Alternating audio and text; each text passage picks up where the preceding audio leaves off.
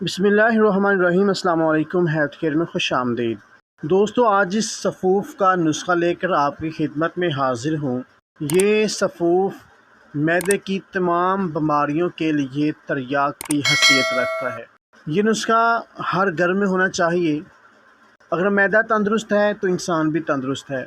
ये सफ़ूफ़, ये नुस्खा बदहज़मी, भूख की कमी, खट्टे डकार, हाथ पाँव का जलना और सीने की जलन के लिए इंतहाई मुफीद है।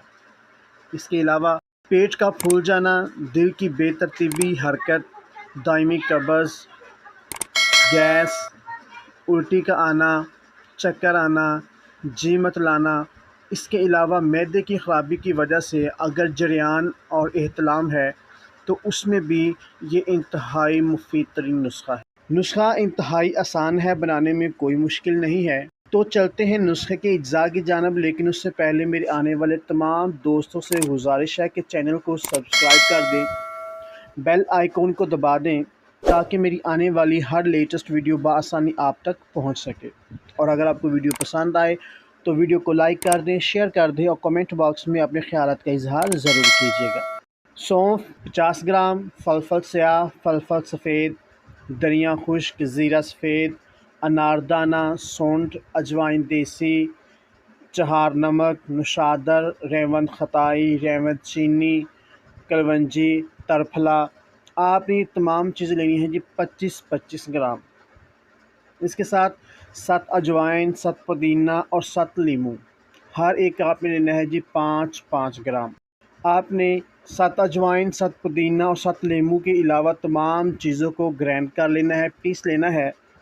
और फिर इसमें आपने ये जो 7 है अजवाइन की, पुदीने की, लीमू की, ये आपने मिक्स कर लेनी है और इसको किसी एयर टाइट जार में महफूज कर लेना है ताकि जो 7 हमने इस्तेमाल किए हैं वो ख़राब ना हों। अब इस्तेमाल का तरीका क्या है कि खाने के बाद 1 से 2 ग्राम पानी के साथ आपने देना है। बच्चों के लिए हस्ब उम्र, यानी कि अगर उम्र बच्चे की थोड़ी है तो उस हिसाब से आपने खुराक भी थोड़ी कर लेनी है। तो दुआ इंतहाई अक्सीर का दर्जा रखती है, बहुत ही फ़ायदेमंद है, मैदे के तमाम अमराज को जड़ से ख़त्म कर देती है। तो बनाएं, इस्तेमाल करें, इंशाअल्लाह आपको बहुत फ़ायदा होगा। तो आज के लिए सिर्फ इतना ही, फिर मिलते हैं एक नई और बेहतरीन वीडियो के साथ। तब तक के लिए इजाज़त दीजिएगा। अल्लाह हाफ़िज़।